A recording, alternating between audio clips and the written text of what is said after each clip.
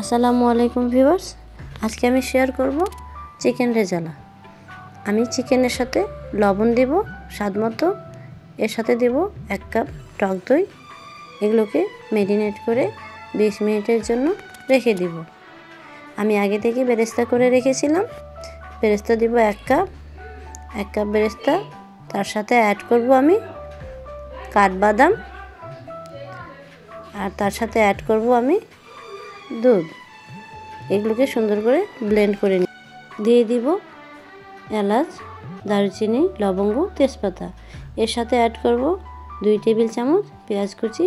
পেঁয়াজ কুচি যখন বাদামি হয়ে আসবে, এতে অ্যাড করব পেঁয়াজ বাটা,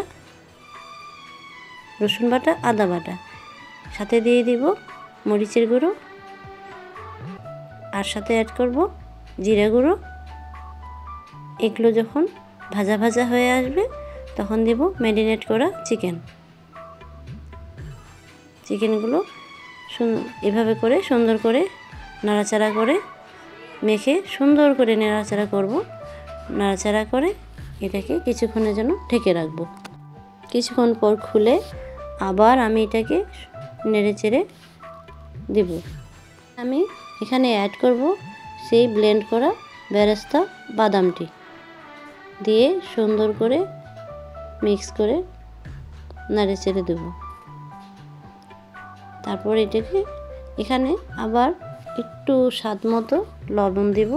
লবণ দিয়ে এটাকে ঢেকে রাখব।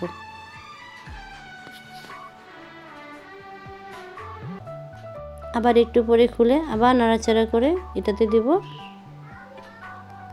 ধনিয়ার পাউডার। এর সাথে অ্যাড করব চিনি, দিব টমেটো সস, কিছু কাঁচামরিচের ফ্লেভারের জন্য। এর সাথে অ্যাড করব কেওড়া জল।